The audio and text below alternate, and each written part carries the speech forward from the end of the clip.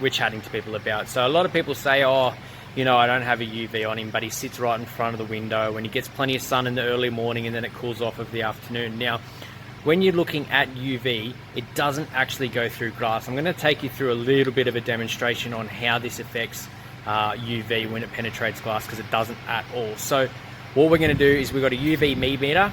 So the solar meters, these ones read in meters squared, not centimeters squared like your typical ones.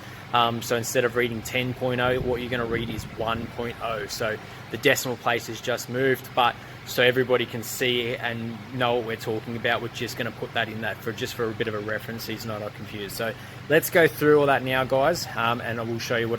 Alright, guys, so here is one of the Dragon tanks here. There's a little dude in there, nice bright UVB light there. You can see this a glass here. All right, you can see the fingerprints on there.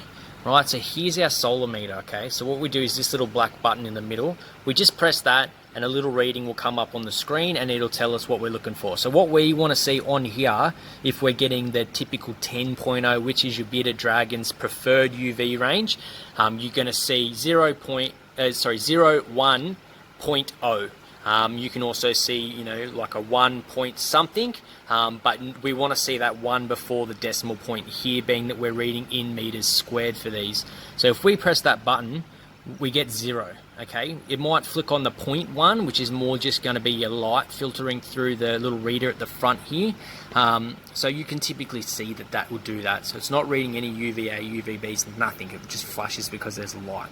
Now, if we remove the glass and we have it in the exact same position, so we're not too far through, so we're not cheating here, and then we put that on, we're going to see your 0.7s, 0.8s, just because we're a little bit further than our 30 centimeters. But if we go 30 centimeters from our globe, see that we're getting our 10.0, 10.1 UVI there.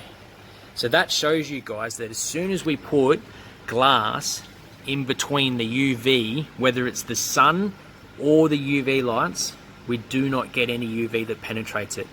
So when you guys are thinking about how you set your tanks up and your positioning around the house, just remember, if you've got glass on the top, mesh on top, we're going to lose a lot of UV through that. So it's something to be considering when you do that, guys. All right, guys, if you've got any questions, send us a PM or give me a call, come into the store. See ya.